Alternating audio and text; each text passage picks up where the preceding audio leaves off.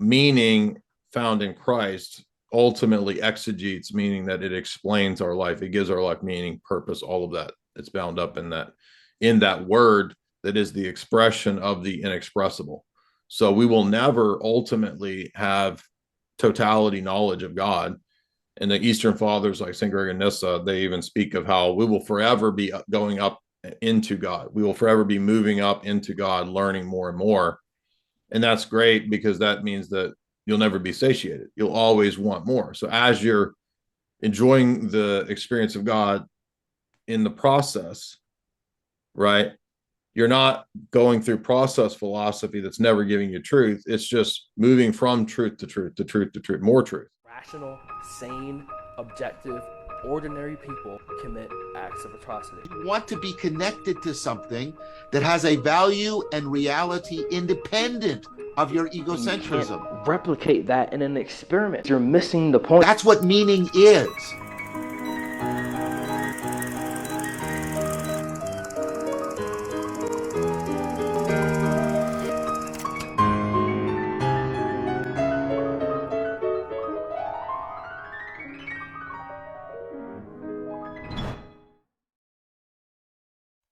Hello, everyone.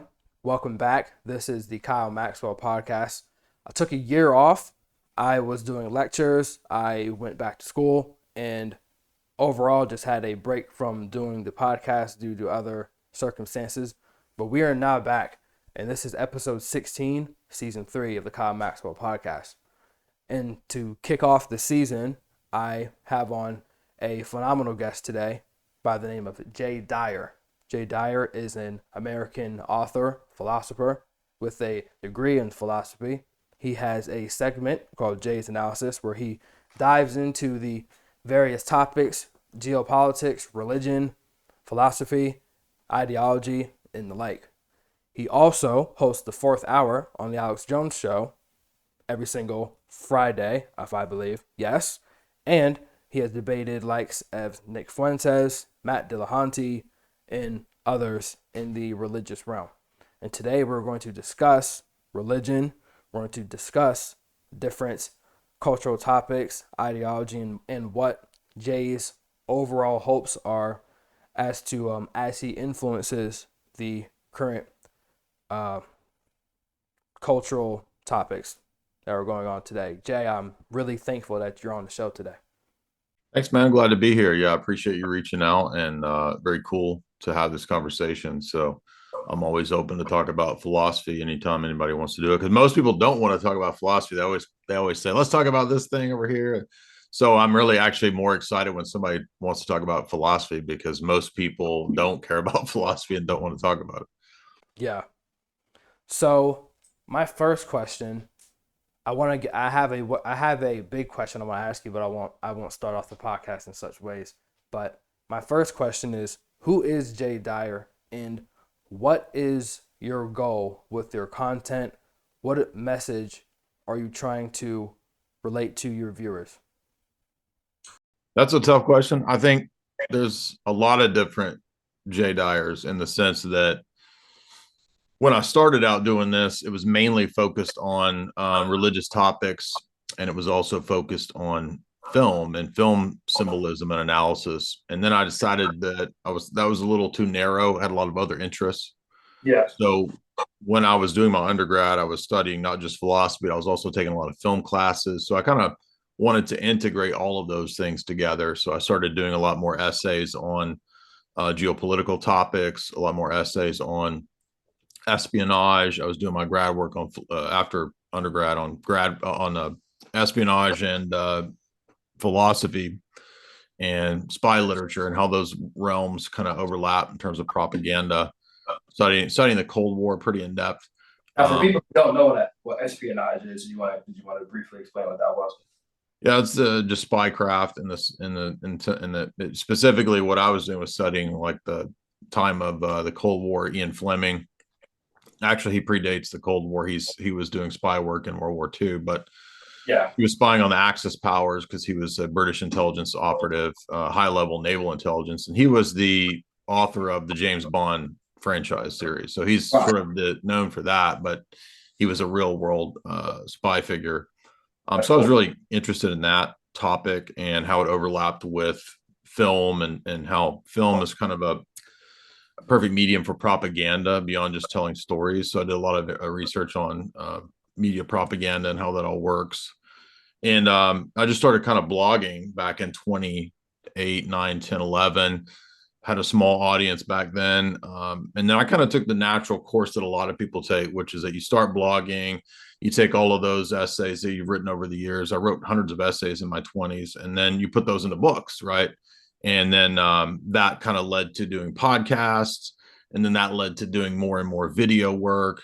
And then that led to, bigger opportunities. We just did the Tucker Carlson special a couple months back. So that was kind of like the peak of what I've been up to for the last few years. But yeah, it's just kind of, we did a TV show too, full season production TV show, I think 2017 or 18, somewhere in there. So yeah, we've been doing a lot of different stuff. I wear a lot of different hats.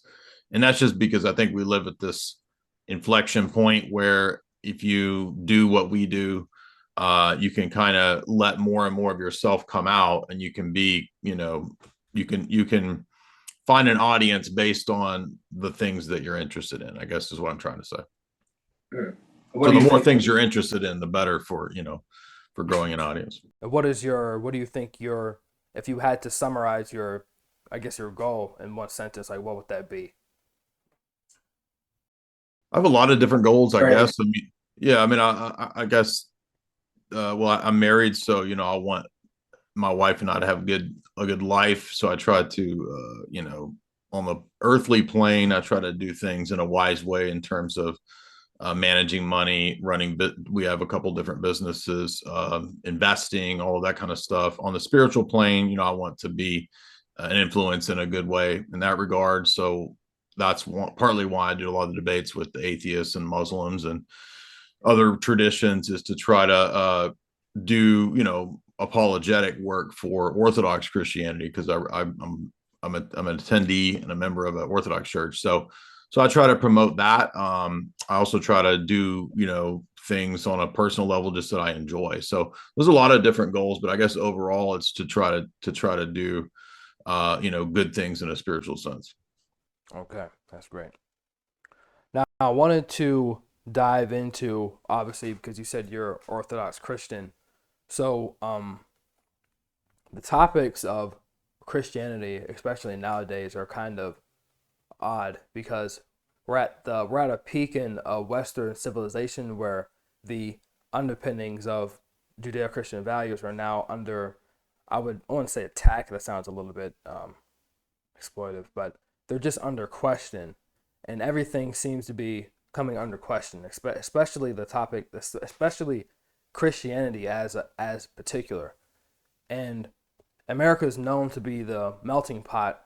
There's a plethora of religions, and one of the hallmarks of America is that we can all share this land, and we can all express our different beliefs. I mean, that's the hallmark of liberty, of being a liberal. We are free to express whatever we want. Well, not whatever we want, but whatever our religious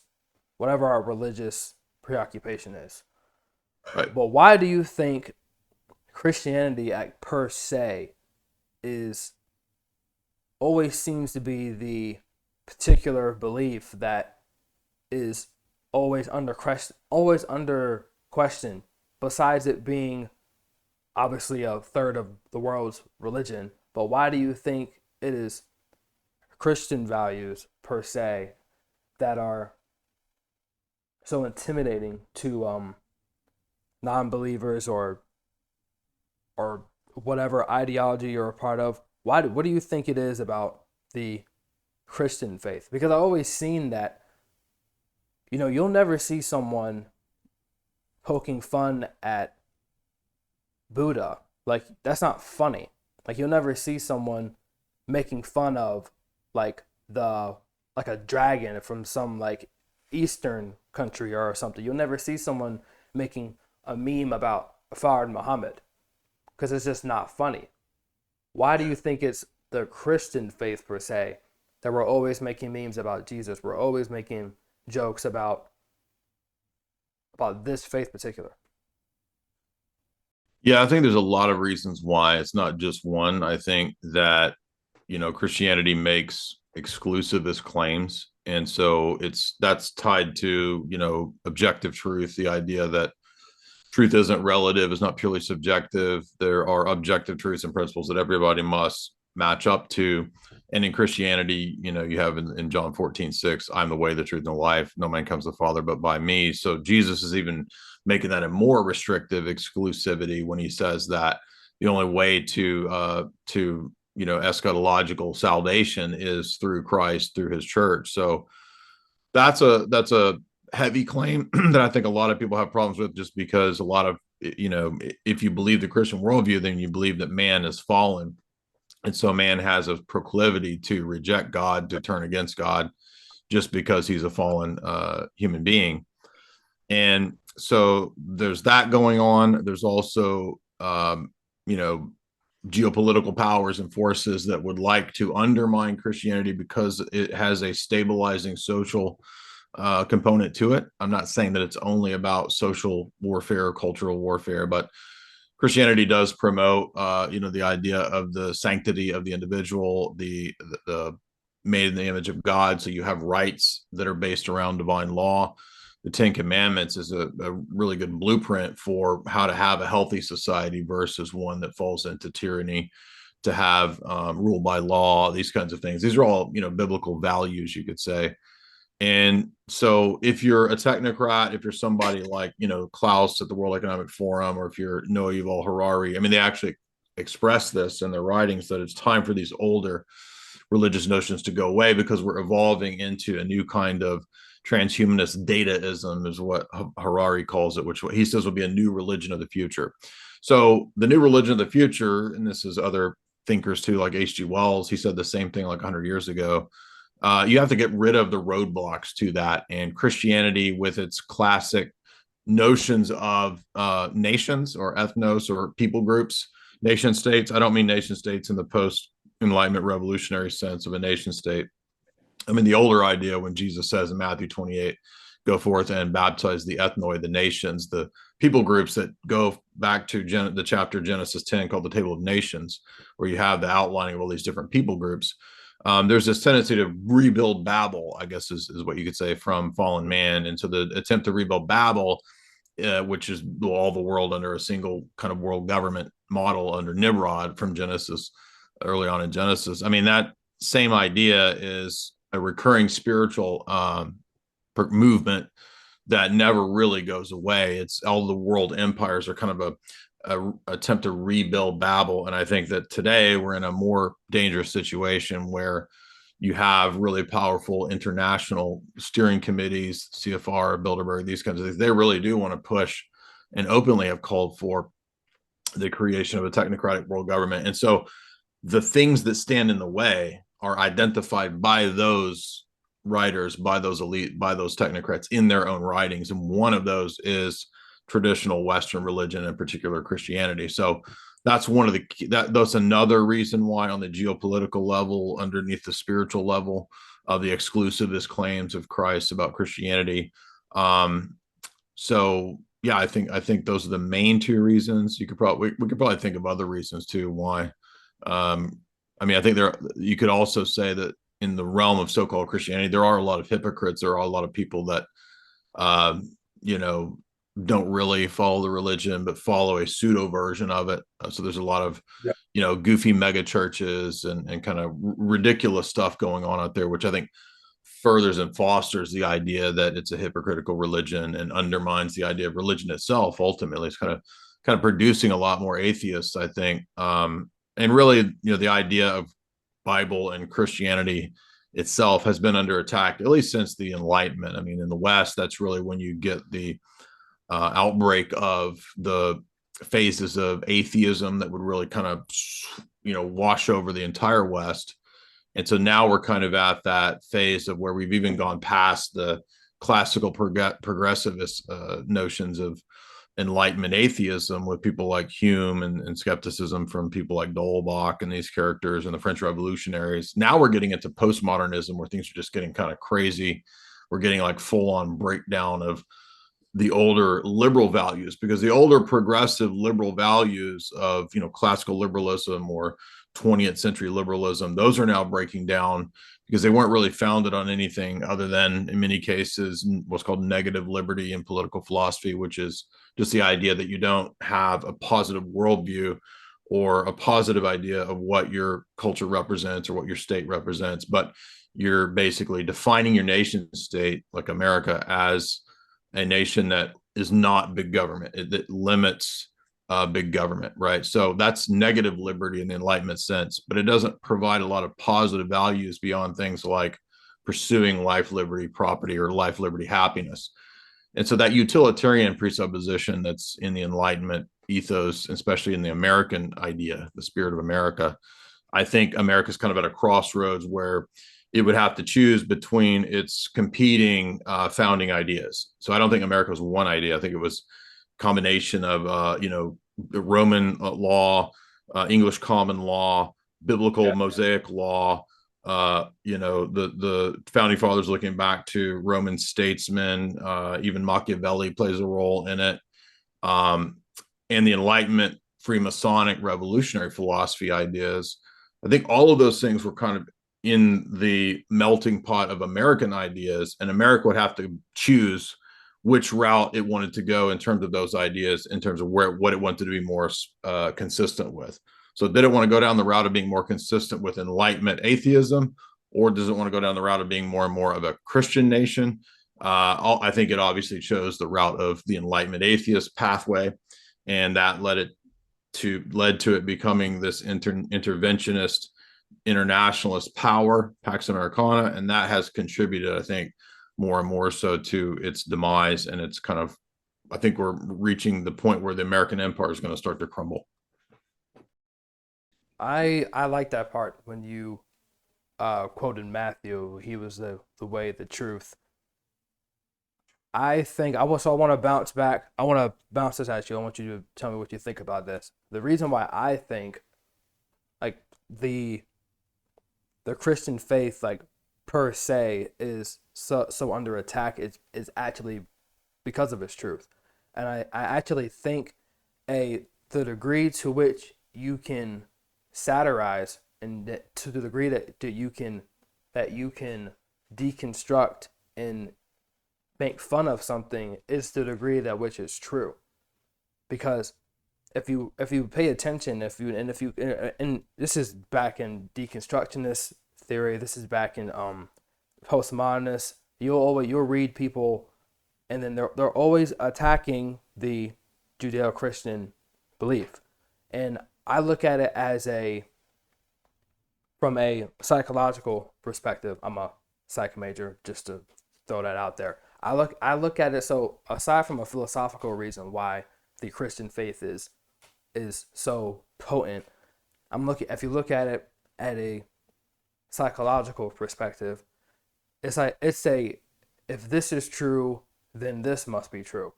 And I think once you accept the presupposition that Jesus was God and he was real, that unravels a infinite cascade of terror but also hope. That's the thing, because I don't know what verse this is, but it's the fear of God is the beginning of wisdom. So if you don't believe in God, then you don't have wisdom.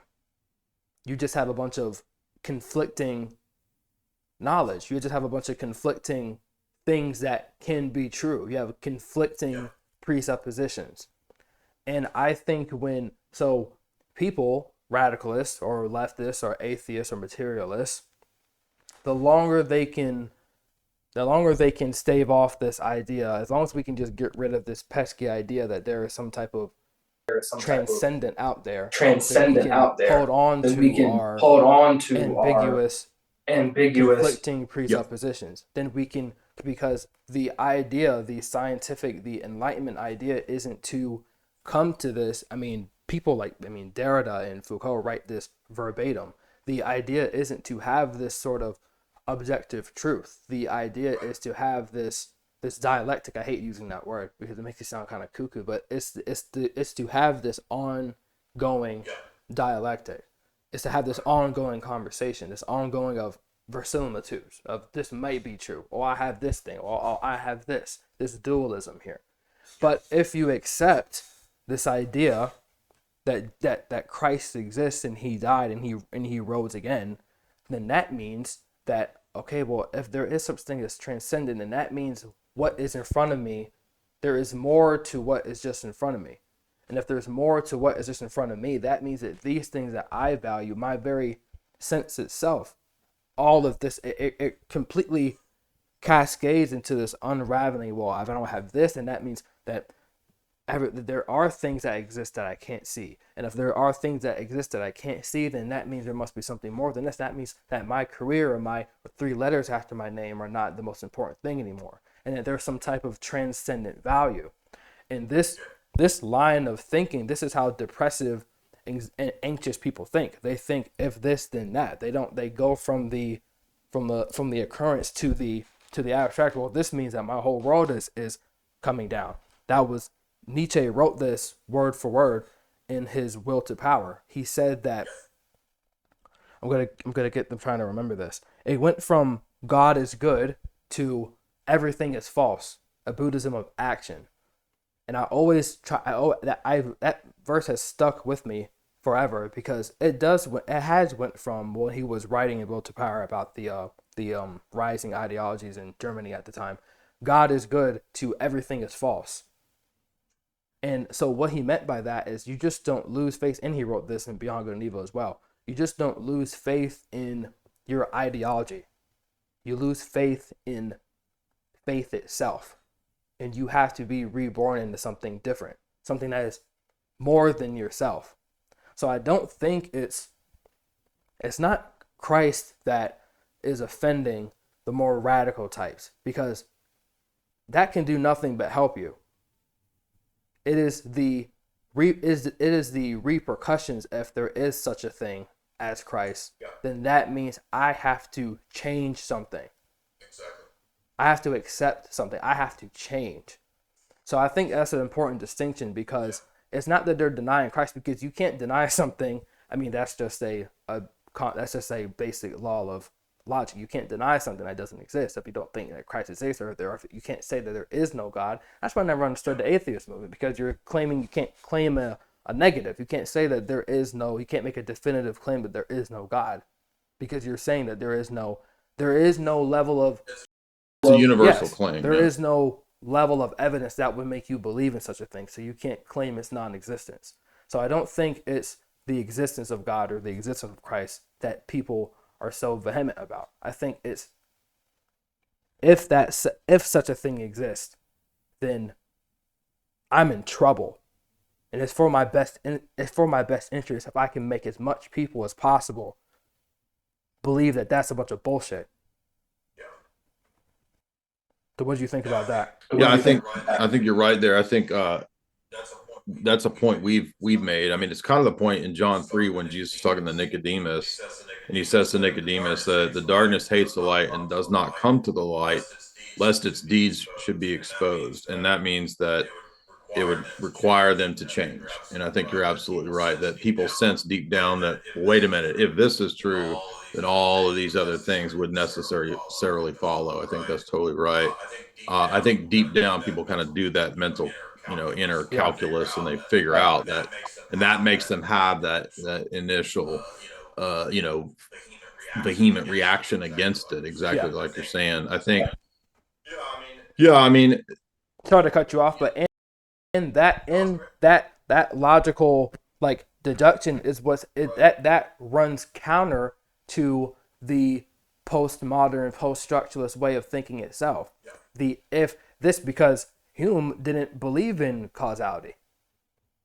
So it runs just the concept of something existing, then therefore this exists, so then therefore this exists. That's what it's at. Is that the first mover? First move, that's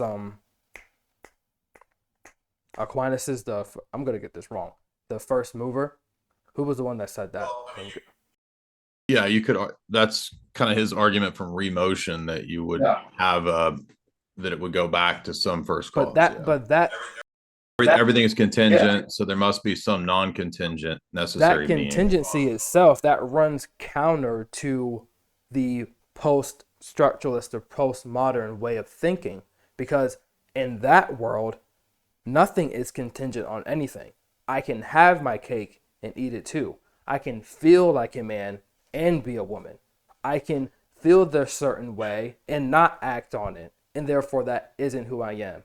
Although we know that as a man thinketh in his heart, so is he.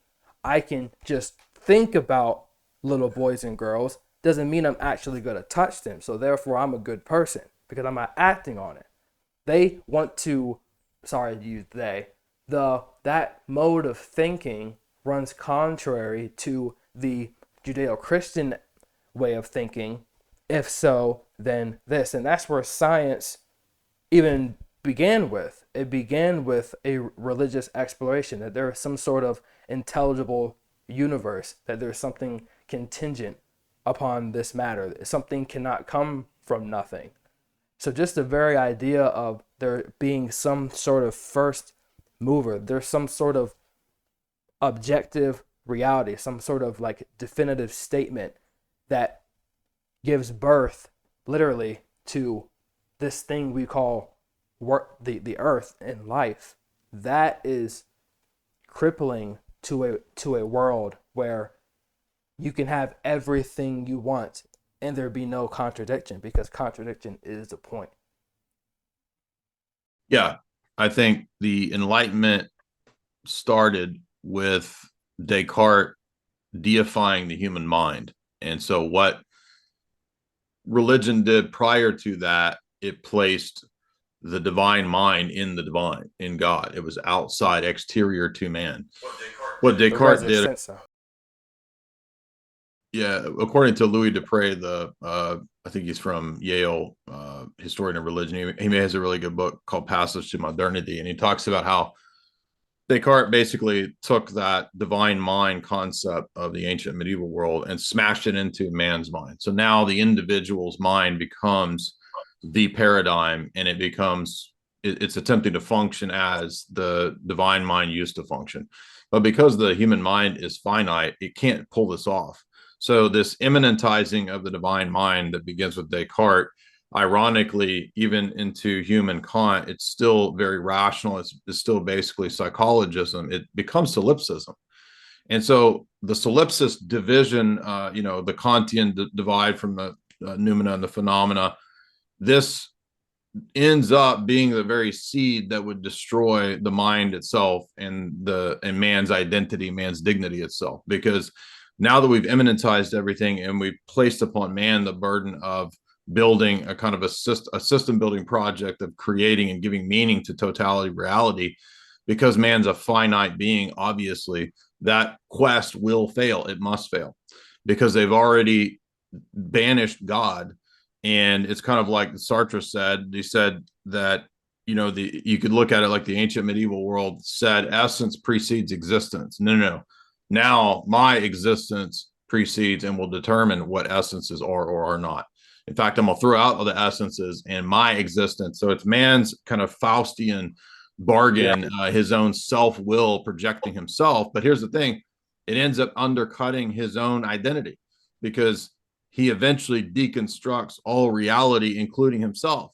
Because remember, Umberto Eco, the famous semiotician, author of a lot of famous books, Foucault's Pendulum, Name of the Rose, he wrote a famous essay called Ur-Fascism, and he says that the goal of the revolutionary, the leftists, ultimately is not just against fascist governments or tyrannical governments. It's actually against the idea of truth itself with a capital T. If you believe that there's any objective truth, you are a fascist. You're a truth fascist. He says so that all ideas of truth have to be destroyed. Would that be a truthful claim? Exactly. That if you believe in truth, then you're a fascist. But see, exactly. And if you point that out, they say we don't care about contradictions. We embrace them because all reality is contradiction, these people will say. The more sophisticated versions of them will say this, right? So when you get into these more higher level Marxist dialecticians and these kinds of people, The higher level, I think, darker thinkers that Father Seraphim Rose identifies as the fourth stage of the nihilistic revolutionaries. If you read his great book, Roots of the Nihilism, Roots of the Modern Revolution, he talks about these four phases. Nihilism. Who wrote that? I want to remember that. Nihilism, Roots of the Modern Revolution by Father Seraphim Rose. He classifies four stages of revolutionary thought, which kind of begins with the idealistic, utopian universalist revolutionary figure who wants to bring about an earthly utopia. And then eventually the revolution fades into death for death's sake, pure nihilism, and destruction for destruction's sake. So that's like his final phase of that. Revolutionary utopianism actually gets you to pure destructive nihilism. That's his argument in the book. He actually does a presuppositional critique in the first chapter of all that. I think it's a really good orthodox presuppositional critique of that whole Enlightenment ethos. But yeah, he ends that chapter by saying that the logical progression is to completely reject logic as a whole and to embrace contradictions. And that makes perfect sense because, as we've been covering on my channel pretty lately, after I had a lot of interactions with a bunch of like insane Marxists online, if you go and you read a book like this, Fire in the Minds of Men, who James Billington was the Librarian of Congress, so he wasn't a conspiracy theorist. He's actually just writing a mainline history of revolutionary thought from the French Revolution, or prior to the French Revolution all the way up to now. And he talks about, highlights the importance of dialectics. And dialectical materialism, that it was taken from Hegel. And the key to this is to understand that, and I don't even really think Hegel thought this, but I think that the people that have taken this have gone in the direction of saying that there's not really anything that's true. Everything is just a bit and a piecemeal approach to truth. And so every interaction, right, the argument would go between you and I, you have a bit of the truth, I have a bit of the truth. We have this interaction. And so this interaction is a thesis, antithesis, synthesis. We're both coming to a higher level of truth as a result of this. So truth isn't really a thing that's ever static. It's always in process. It's always in a dialectical movement, that the journey itself is the truth, according to, I think, a lot of these people. I see this when I read people like Habermas and people coming out of the Frankfurt School. So I think this is really a fundamental dialectical idea that these people believe. And that actually, if you understand that, actually explains a lot as to why they actually affirm contradictions. They actually believe in the necessity of, and by contradiction, they don't even necessarily just mean, in Marxist praxeology, they don't necessarily just mean a logical contradiction. They mean all opposition, like constant opposition, struggle. That is the life and praxis of the Marxists. That is the action that you take. Even if it's people in your own camp, you still have to deconstruct the Marxists from the last generation. So it's a never-ending just strife and struggle, because they think, as I think you mentioned earlier about Heraclitus, I mean, they borrow from Heraclitus that all reality is flux.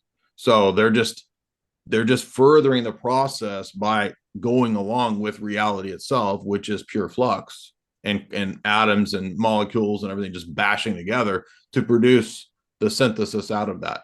So if you understand that, then I think it helps to understand why, when you interact with these people and you call them out on a logical fallacy, they don't care, because they have a philosophy that pretends to respect logic and reasoning, but actually affirms contradictions.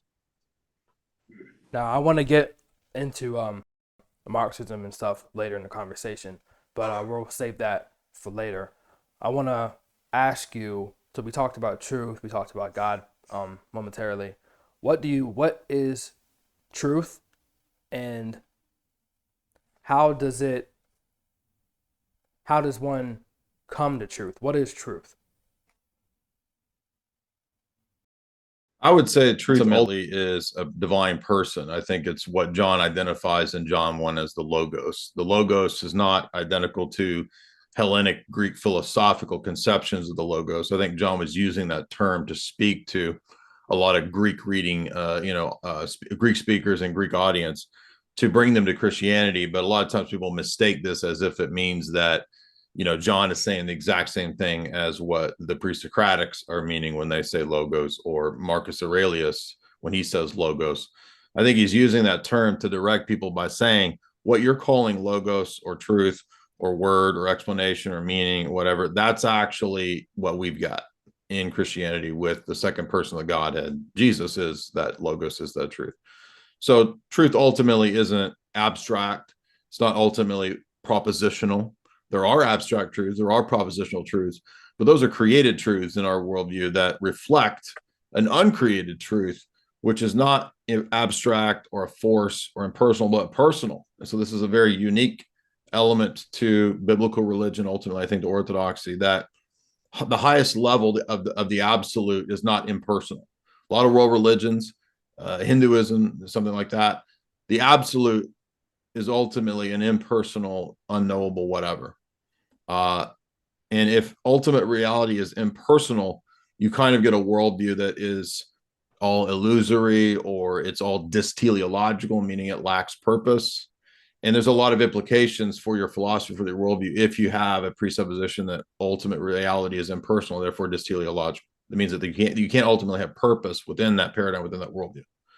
So Christianity allows for, it has purpose precisely because God is personal, and because the world is created with that divine personal intentionality, meaning that it's directed, meaning that it has purpose. So telos, or purpose, is immediately connected to a world that has that is created. It's not just a manifestation that comes and goes. It's not an illusion. It's not a dream. It's a real beginning, middle, and end thing. So there's time. Time has, beginning, middle, and end. Humans experience reality with that time determination of beginning, middle, and end.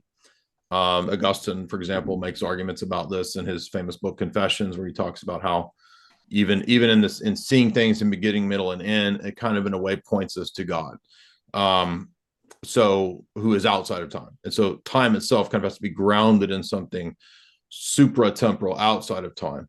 And then, again, God being personal and not just an abstract force or something like that, like you might find in Platonism, that actually gives us, again, telos, intentionality, and purpose. And that history doesn't just keep going. It has actually a beginning, a middle, and an end. And because it has an end, it has a purpose. So things are actually moving towards some climax, and they're not just moving on infinitely. I mean, there will be an eschaton, but in the sense of history, what we mean by history is beginning, middle, and end. That actually gives us purpose insofar as humans are constituted in this life, to learn things, to know things, and to have purpose. So what it will be like in the eschaton, we don't exactly know. We kind of have these inklings in terms of Orthodox eschatology, but for the way that we know and live and move and operate in the here and the now in this world, which is fallen, which is temporal, there's certain things that have to be the case, that have to be there. And these we typically call categories. You could look at Aristotle's categories. Kant later kind of tries to reformulate these as transcendental categories, and unfortunately he makes them only mental. I wouldn't agree with making them only mental. That's the Enlightenment move, to smush everything in imminently into the divine, into the human mind. I think if we keep these things exterior to man in the actual world, categories of interpreting and knowing the world, categories of being, and so forth, then we actually have a coherent worldview. When we throw out those things, we try to deny these basic ideas, that's when we get into these problems, which is what happened at the Enlightenment. Doesn't mean medieval philosophy is absolutely perfect. I think that there can be developments and things that build on errors or empty spots in medieval philosophy that can be patched up or fixed. But to throw the baby out with the bathwater, which we saw in the Enlightenment, I think was a huge mistake, and it really set the West on the ideological track that it's on now, which is just complete collapse and decay. So far from man progressing in terms of all of these great technological advancements and all the scientific advancements, I actually think that a lot of that is illusory. Not that we haven't had these advancements, but I don't believe that those advancements came from the presuppositions of materialism. And I don't think that scientism or any kind of new religion like materialism is in any way actually going to further anything. Rather, those ideas actually degrade and devolve us. Now, the concepts of truth have always been attacked throughout history forever. And one particular critique of truth one person who I admire deeply, one person who has maybe attacked truth maybe harder than anyone else, Frederick Nietzsche. I've read a lot of Nietzsche in the past, and his work is known, whether people know it or not. He's had a huge influence on Western thinking.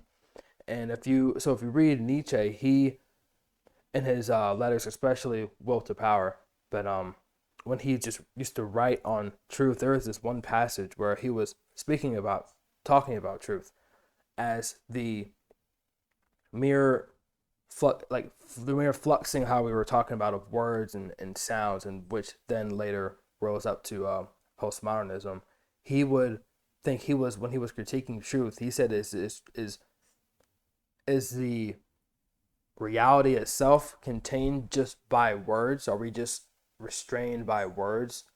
So that then I want to take that, because if you take Nietzsche's critique of truth, is truth just the words and the sounds? And he even went deeper into saying, is it just the mere actual sounds? Are the letters true? Are the spaces in between the letters, is that where the truth is? Is it just the tone of my voice? Is it the mere sound? Where is it? Now, if you take that and then you take John, and when in how he conceptualized truth, the logos is the word. Do you see a connection there between the truth being the word, as the word in this case would be God, versus Nietzsche's idea of truth being being merely words? What do you think the relationship between that is? Because that's always struck me. Yeah, I think Nietzsche is actually asked a legitimate question given the status of philosophy at his time and in his day. So where things had gone, it is perfectly legitimate for him to ask, especially when he's critiquing a lot of, he does critique Christians, but he also critiques a lot of the progressives and the atheists of his day.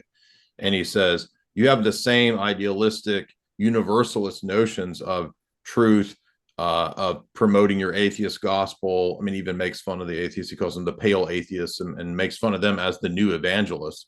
In I think it's the same work, maybe Ecce Homo, I forget. I haven't had Nietzsche class in like 10 years, but we did read those texts that you're talking about. But yeah, he's basically saying, look, if you want to still act as if language has this ability to give you insights into reality itself, into meaning and into truth, then where in any of this is truth, right? It's kind of a Humean question. Where in my experience is causation or is teleology? Right. I see one event, I see this event, and you're just calling that causation or teleology, but that's an interpretation. So I think Nietzsche's got a great point there that would actually undermine the older Enlightenment narratives, and Nietzsche's actually good for that. Some of the existentialists are really good for undermining and disproving these older Enlightenment notions of, again, universalizing abstract truths, principles, concepts, nature, etc. Kierkegaard has a similar type of critique. Dostoevsky has a similar type of critique. In fact, I wrote an essay that's in my meta-narratives book on how Kierkegaard, Dostoevsky, and Nietzsche really critique and destroy the Enlightenment. And that doesn't mean that they all three have exactly the same answers or solutions, but their critiques are good enough to destroy the Enlightenment narratives of the grand narrative of the Enlightenment that they had, that we don't need God. We can have abstract truth through science, through mathematics, through universal laws of logic. Kant wrote this essay about how we'll have a universal system of trade, and then we'll have a world government, and then we won't have war anymore, because once everybody sees the prosperity that you can have with a world government, nobody will want to go to war. Just really silly, stupid, naive ideas, right? Not even just not based in reality of fallen human nature. And because if you don't believe in the fall, you're going to adopt a view where you think that the solution to man's problems are governmental, economic, social programs, what you could call Pelagian solutions to man's problems. That's kind of what Pelagius. If you don't believe in the fall, then you will inhabit the pride. The pride will. You will misdiagnose man's problems and give him the wrong solutions, right? Like today, since we are believed to be just bags of meat. I mean, the dominance of the Rockefellers put out this study, the molecular vision of life, and basically, because man is seen as just this collection of chemicals, the assumption is that you would only treat man's problems by throwing chemicals at chemicals, hence big pharma, right? So the solutions of the pharmaceutical corporations align with a kind of biology which sees man as just a bag of chemical reactions. So just tweak the chemicals with more chemicals. So that's a specifically a reductionist model out of the Enlightenment of man as just another one of the animals in the animal kingdom. So man's lost his dignity; he's degraded himself. Yeah. Anyway, so you get the point. Yeah. So I think Nietzsche's right to raise that question of, well, where is truth? Where is the exegesis and the meaning of something in the words?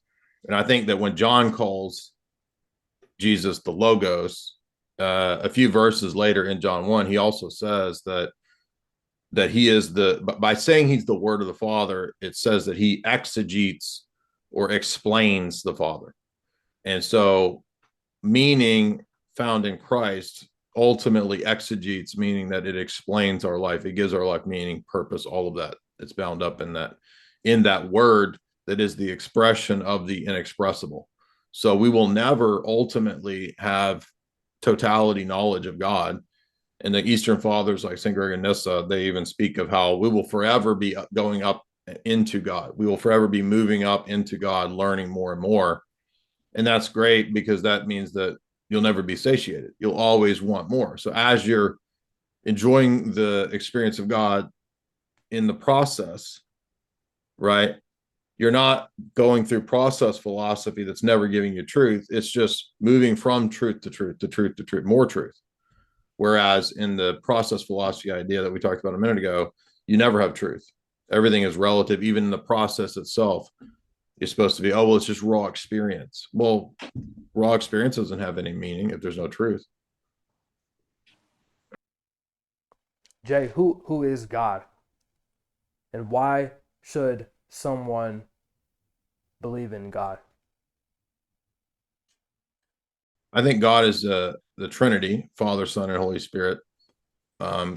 Ultimately, God is God the Father, and the way that we have access to God the Father is through his only begotten Son, and the means of that is in the Holy Spirit. So from the Father through the Son and in the Spirit, as St. Basil says, is a liturgical movement that tells us about the movement within God himself, who is triad. So God's not a perfectly static idea like the Greeks thought, like Plato or whoever, Pythagoras.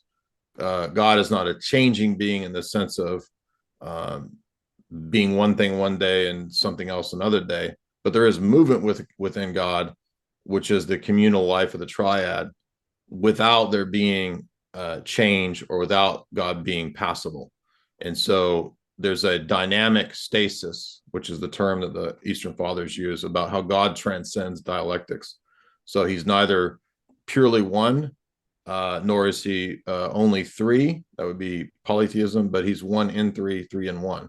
And he's equally three as he is equally one. And so there's an equal ultimacy, which solves the problem of the one and the many. I think in history of philosophy, if your ultimate principle is a triad, you don't have the problem of the one and the many anymore.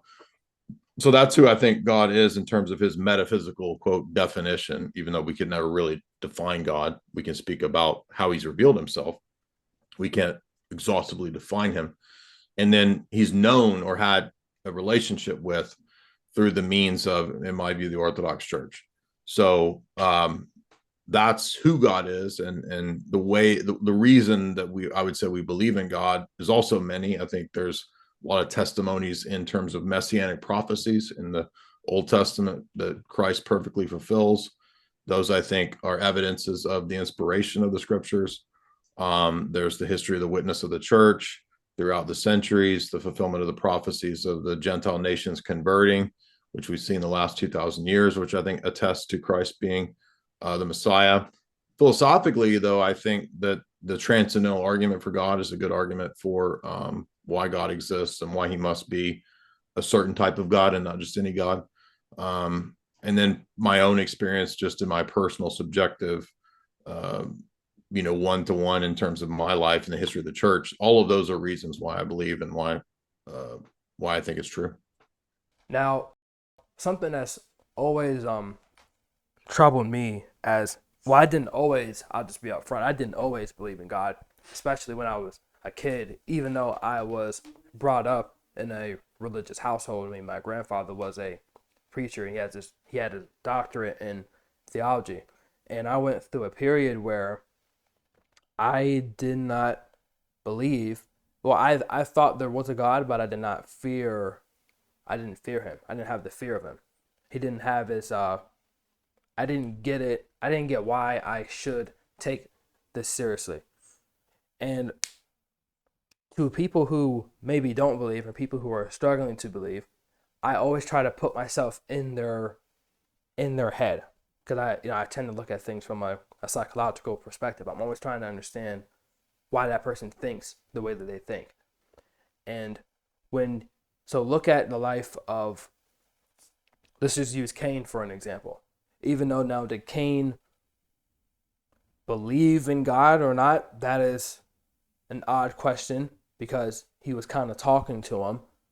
But so then you have to ask, what does the word believe mean? Does that mean that you trust that he is who he says he is? Or do you think that you are hearing things? That's a conversation for another day. But let's pretend that you're Cain, or just pretend that you're someone who has had a very rough life, like Christ or someone. You're doing everything possible to just stay afloat. You're trying. You're making you think you're making proper sacrifices. You're putting them at the altar of God or what have you. But you look to your left, you look to your right, and you look up and you look down, you look around, and you see other people making it. You see other people receiving blessings. You see other people getting things that you want. You see other people obtaining things that you worked your ass off for, but they just seem to get it just a little easier than you. And that emotion, that spirit of, well, why are they getting all this stuff? Why do they have it easy? Why did they have both parents growing up? Why did they have clothes on their back, food in their stomach, a family who loves them, grow up in a suburban area, didn't have to look behind them, could play outside without street lights? Why did they have that? And you're doing everything possible. And then you put your sacrifice out there. And then God or the world says, and this is one of my favorite verses, I believe it's Genesis 4:3. If thou doest well, shalt thou not be accepted. And I always think about that every time I catch myself being Cain, or I catch myself being the spirit that begins to deny God. If thou doest well, shalt thou not be accepted.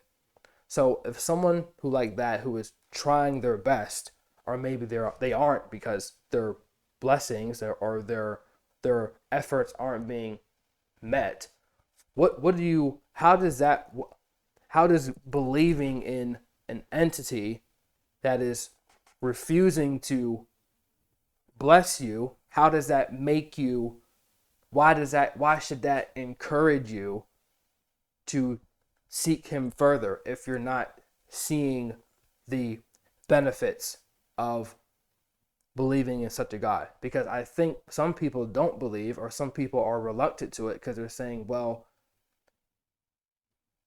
what am I getting out of this? And maybe thinking what am I getting out of this is the wrong mindset of itself. But what would you say to someone who is experiencing that type of life where nothing seems to be going well, no matter what they're doing? So and I have been worshiping God this whole entire time.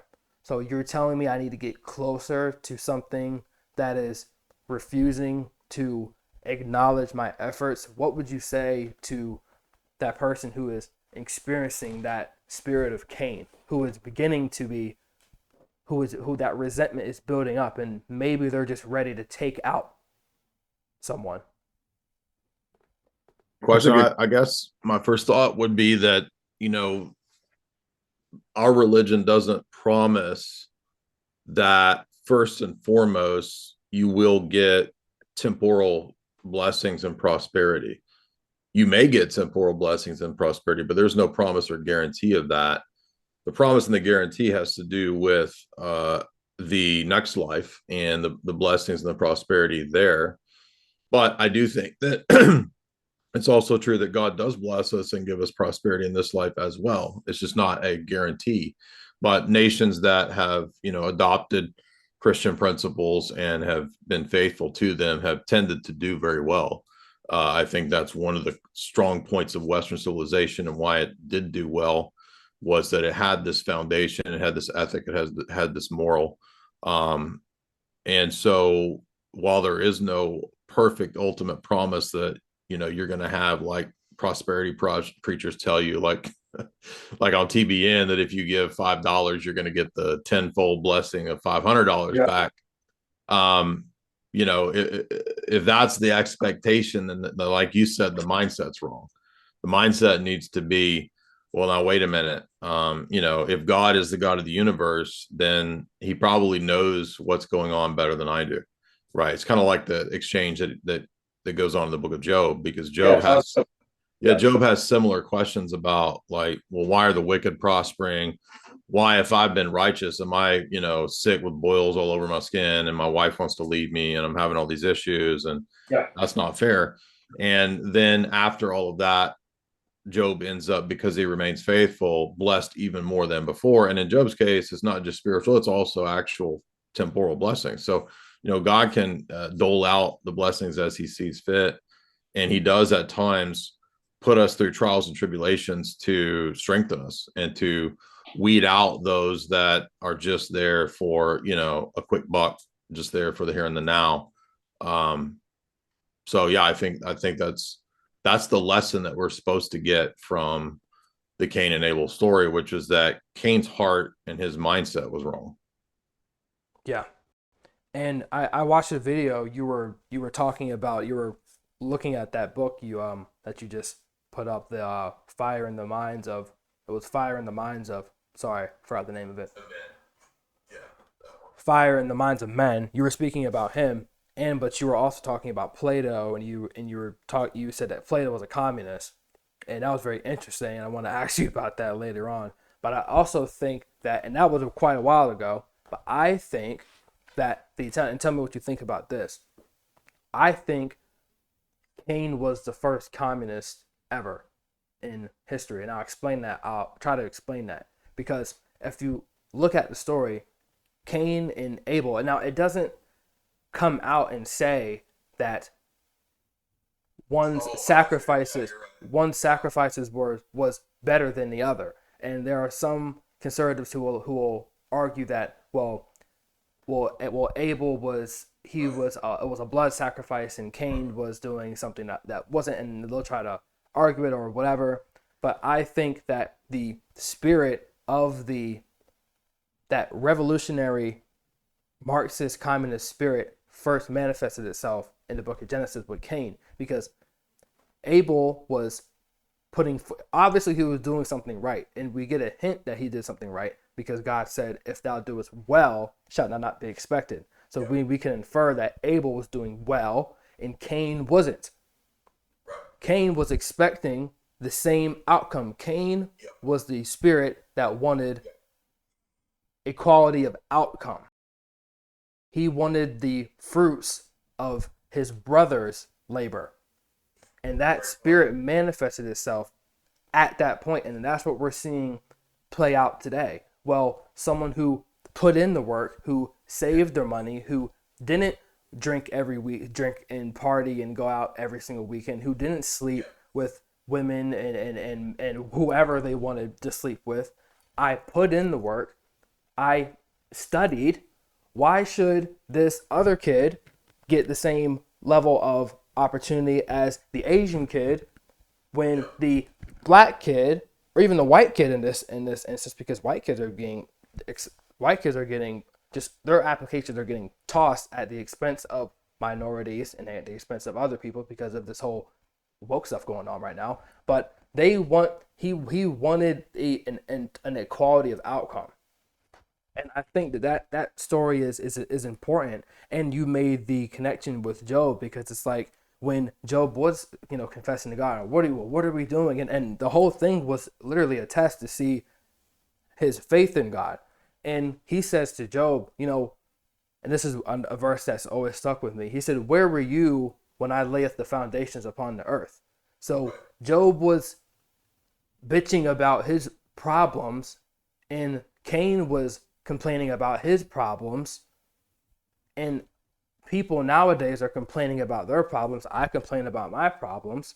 But then in every instance, when it happened in Job, when it happened in Genesis, that paternal spirit then manifests itself, and it basically says something like, well, who the hell are you anyway?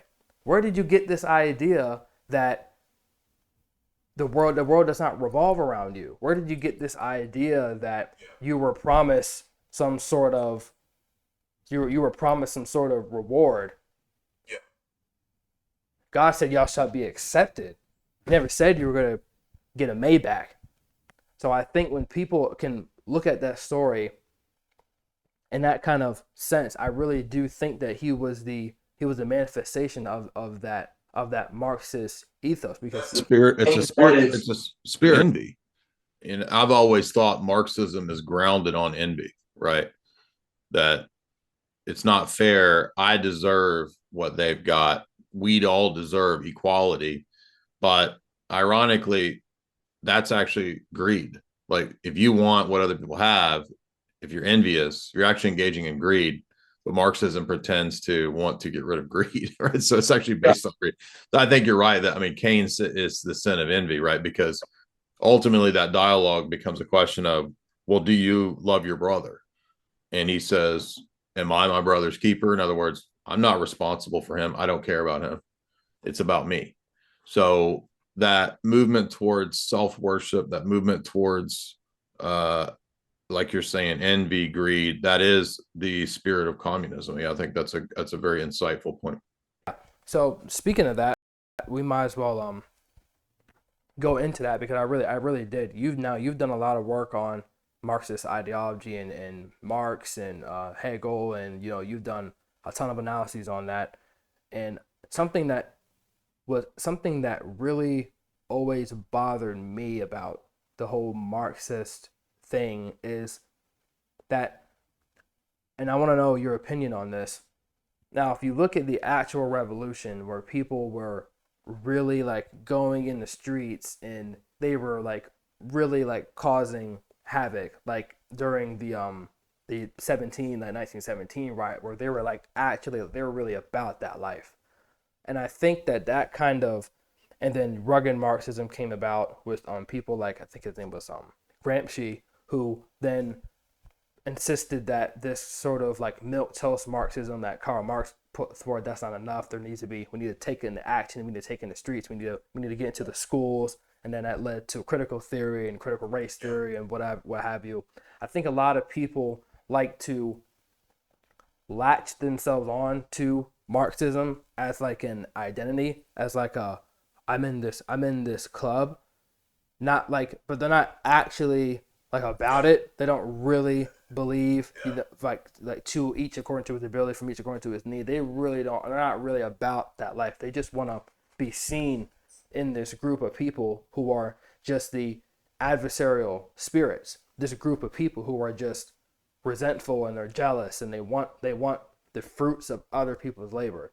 Now the question is, why do you think, I have an answer to this, but why do you think particularly it's with the youth? Because you really don't see a lot of, and if you do see a lot of adults, it's more in a more discreet type of way. They're more like kind of classic socialists. They don't really believe that, what's mine is yours, what's yours is mine. They just probably want the rich people to pay higher taxes, and they probably would like to see, more universal basic health care systems in place, they're not really like they're not really trying to like invade your they don't not believe in private property. So why do you think it's the youth particular who are so driven toward these ideologies? And what do you think why do you think Marxists and those ideologies, period, gender identity, these ideologies in total, why do you think it's drawing the youth so much? I think that that's kind of a easy question to answer because youth are idealistic. And so when you're young, you don't have enough life experience yet to be able to distance yourself from ideology. You get very wrapped up into ideology because you're still young, your mind is still forming, you're still very susceptible to living in your mind and believing that the thing that's going on in your head, that you can map that onto the external world. So you believe a lot of dumb stuff when you're young. And it's not until you get about over age 30 or 40 that you really start to, I think, in a lot of ways, develop some wisdom beyond just ideology and being idealistic. And, you know, you might have a lot of knowledge, but you still don't have wisdom. And you talked about that earlier about, we were kind of hinting about, what's the difference between, the fear of the Lord is the beginning of wisdom. So people can have a lot of knowledge and be fools, right? Because knowledge is just retaining a lot of facts, knowing a lot of information, and you could use that to. I call that that's the well-rounded fool. That's kind of like the motif of my whole entire work, but go ahead. Oh, there you go. Right. So, and I think biblically speaking, wisdom, embodied in, say, the person of Solomon, or ultimately in the person of Christ as personified wisdom, you have the application of the knowledge in the appropriate way. Using knowledge the right way is what wisdom is. And so young people don't have wisdom typically, and we're all that way. So I think very Machiavellian and manipulative people who run movements, who fund movements, who are social engineers or technocrats or people at, the Brzezinski level, the Kissinger level, these kinds of figures are intelligent enough and cunning enough that they know that these kinds of movements and groups and ideologies can be manipulated. And so it's absolutely essential then to target and try to capture the mind and the energy, the zeal of the youth, because that's when you have the energy to do all the activism and to be all wrapped up in this stuff. And that's unfortunately the way these kinds of movements work, because as you get older, you realize all that crap I believed about living in a commune is not actually that much fun. Because I'm 30, I'm ready to have my own soap and towel and bathroom. I'm tired of sharing it with 10 other people. It's getting nasty in here. Maybe I want to start my own business.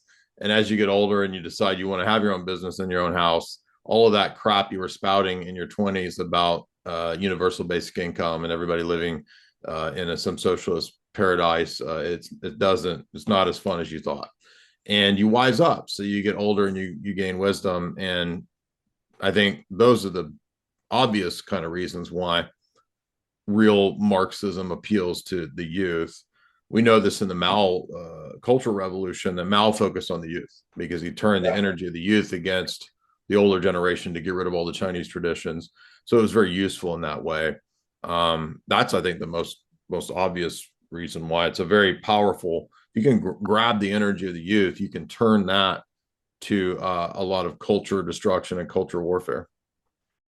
Kids do have like that just abundant source of, because they're just naturally explorative. They need a call to action, and that call to action can be hijacking. That call to action could be towards the good or can go towards the bad. And I also think Marxism, Gary North has a good book on this, where he says that Marxism was successful in giving people something that a lot of the other atheistic ideologies couldn't have and didn't have. It gave people a past, a story, a present, a means of action, and something to believe in and participate in, and an eschatology.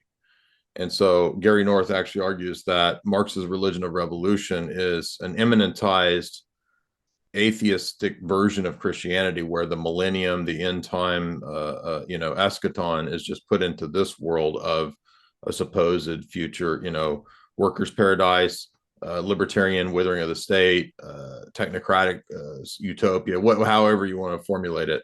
It was successful because it was a replacement religion. And that's an interesting point, because one of the hallmarks of post-traumatic stress disorder is the level of anxious, like that anxious feeling of not understanding the surroundings. And Paul Tillich wrote a really good book about the courage to be, how he described it as pathological anxiety. So he described that as being in an anxious state and not accepting the fact that you're in an anxious state. And there's psychological arguments I could make about that, but I like his notion of pathological anxiety because that ties to how post-traumatic stress disorder begins to manifest itself over a long period of time. That feeling of not knowing where you are and not having a clear roadmap of what has happened in the past, where you are now in the future, aligning your life, because our life happens in moments, and it happens in days, it happens in months, and then years, and then decades. And we need that coherent story to tell ourselves so we can stay at equilibrium. And when something punctures that story, that triggers that triggers a plethora of things, but that triggers an anxious state. It triggers the cortisol levels begin to increase, and I don't understand what has just happened. So something traumatic happening means that I do not understand how to place this. If you look at this as look at this in a Piagetian form, I don't know how to place this into my schema. Something happened and I don't understand. And if you look back in where Marxists and where this ideology began to arise, it was after the war. It was when Germany was in ruins, and it was when people didn't understand where to go. So the leaders and the intellectuals and just like how Chairman Mao did, he took advantage of that, and Hitler and everyone else, they took advantage of that period of time where people did not understand their past because it's literally was destroyed. They don't understand what's going on now because we don't have any prime ministers. Everyone's dead. We just signed this treaty. Our military is limited to 100,000 people. We are literally in billions of dollars in debt. We don't know what to do. And there is no future because we don't know where we're going. They collapsed onto that, and they were able to manipulate that. So I like the fact that you said that author said that people collapse onto Marxism because it gives them is literally a form of therapy, because they are attaching themselves to a story so they can have a past, a present, and then a future. And if you notice closely with the radical types, they have a very high verbal acuity. They can articulate. They have no problem articulating why Marxism works. They think that Marxism, if I can explain how it works, that means that we ought to do it. If I can explain the benefits of how this system works, if I can just convince you these words, if I can just say these words, if I can prove how you were wrong, that means that we ought to implement the system. And they don't know how to. So that is the result of them having this.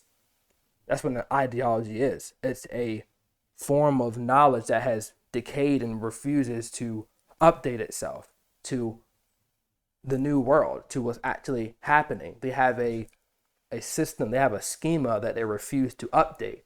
And Piaget would look at that as a developmental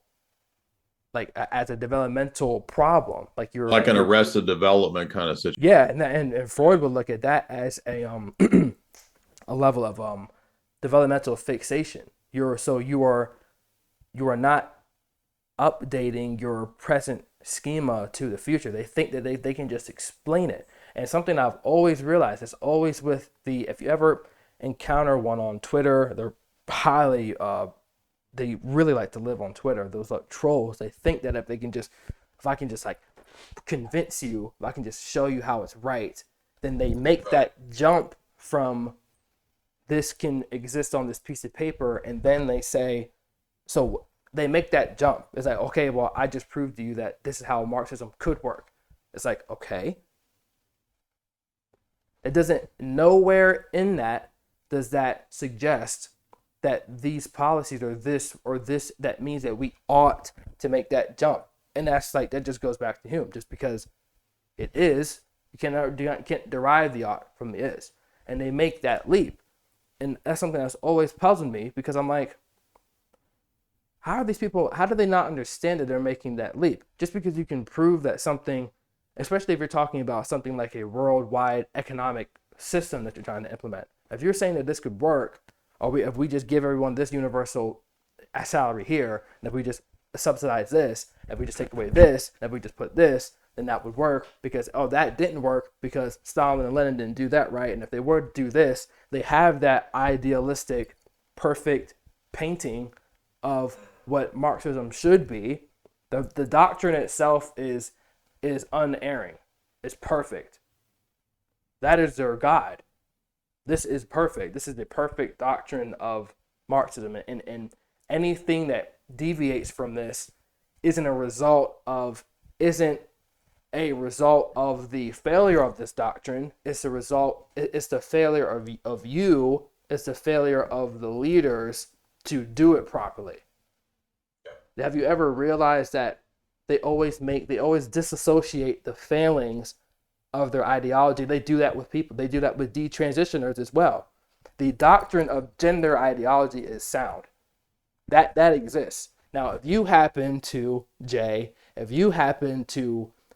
cut your wee off and you didn't like it, now you wanted to go back, well, that's just because you didn't transition right. That's just because it just happened to you.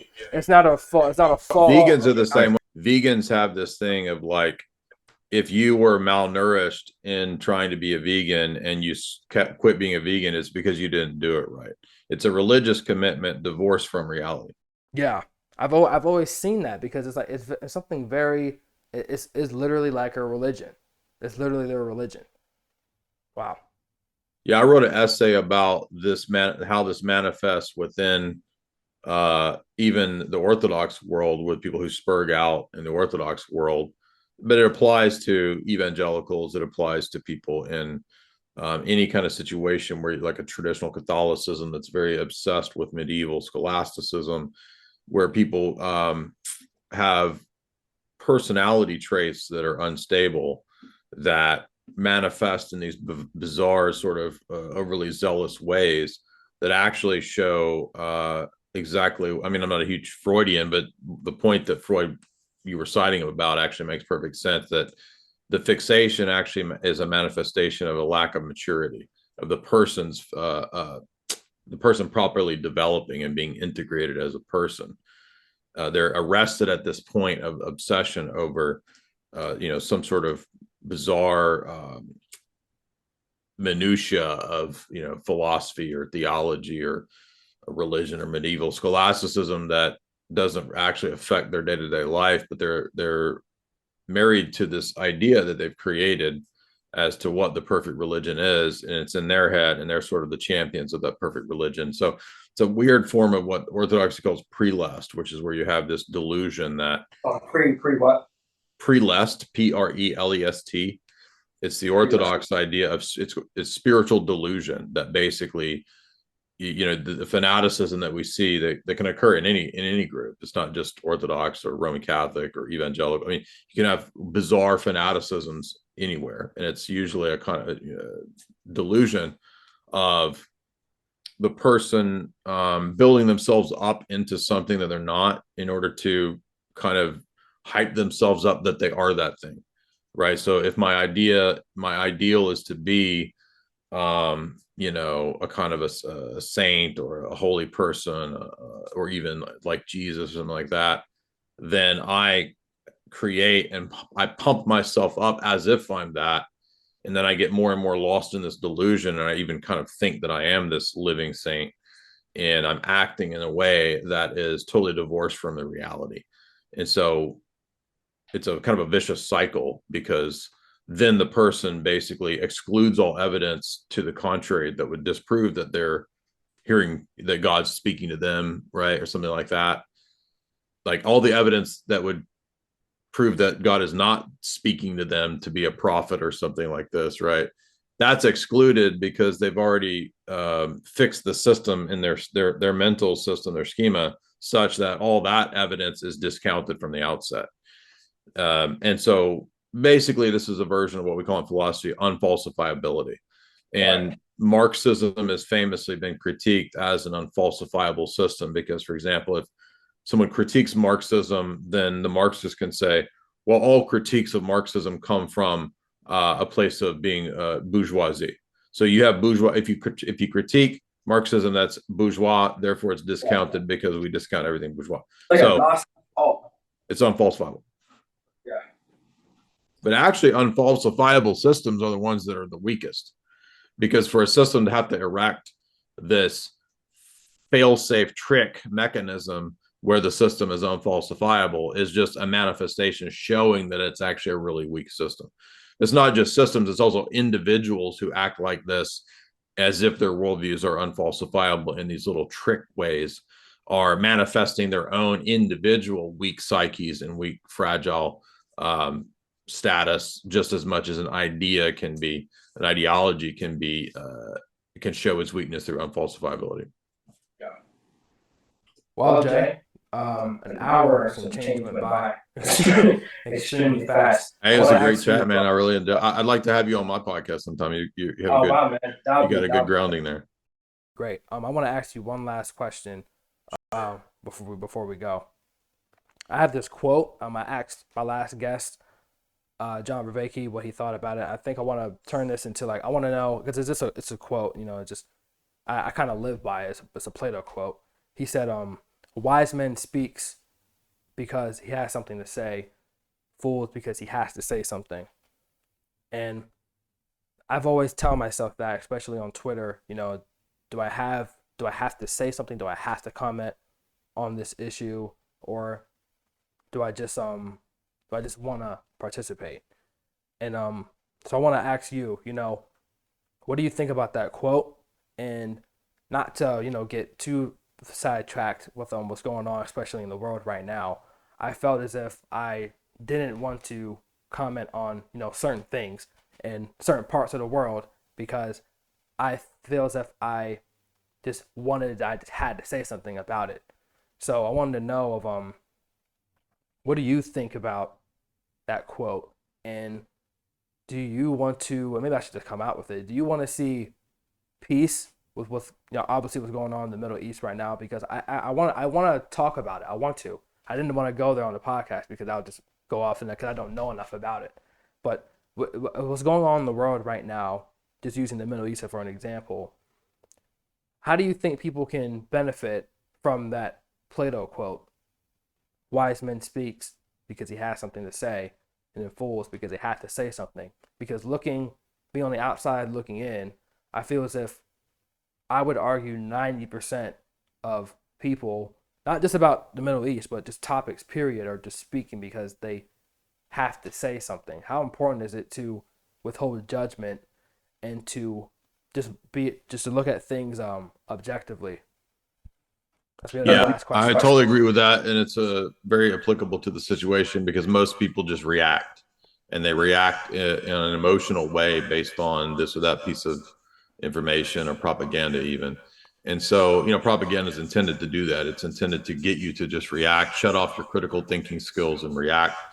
And it's also something that, again, we're more susceptible to when we're young. We're a lot more emotional. We haven't learned, especially if we're dudes, when we're younger, we're a lot easier to rile up, and we're not level-headed. We haven't learned yet typically to control our emotions and to think through situations. And that's something that, again, you learn as you get older when you gain wisdom, hopefully. So one thing I did was I did a hour-long history of the Middle East, trying to get people who were interested. I mean, I don't have any delusions that I'm going to like bring peace to the Middle East or anything like that. But for people that are interested in, you know, I think you can do it, Jay. I just try to bring some historical knowledge to the situation so that we can hopefully achieve what you talked about, which is more objectivity and not getting wrapped up in this or that. You know, I think that you get into the history of it, both sides were actually promised things by the British Empire, and they were placed there as an outpost, and they had the British Empire had a goal for that situation, and it ended up not going the way the British wanted, and so it became this powder keg. And so, you know, there's a lot of Orthodox Christians that are in Gaza.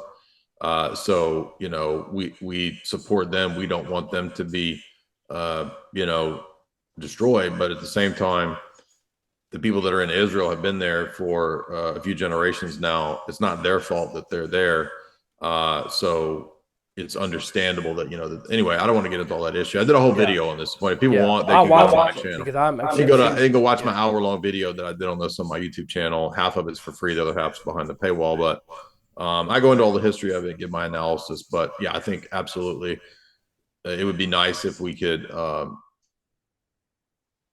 study and learn this stuff before we just react. Because I guarantee you 99% of the people out there don't know the history of Palestine and the British Empire. I don't.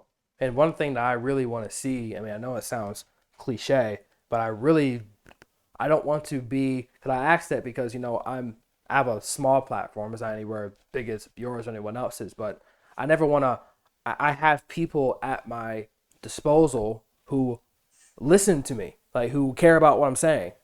And I've just seen multiple people, multiple accounts, and gladly you weren't one of those people in the category, who've just been using their platforms this past couple of weeks just for, I mean, and just in the most irresponsible way possible, just stirring up, just making matters worse.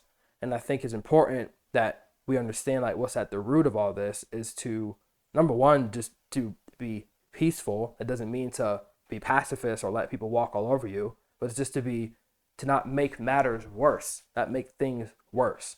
And I think it's important that people like you and I who have an audience, whether it's 100 or 800 people or 800,000 people, to just be responsible and to go back to that Platonic ethic of having something to say or wanting to just say something. I think it's important that we use our platforms and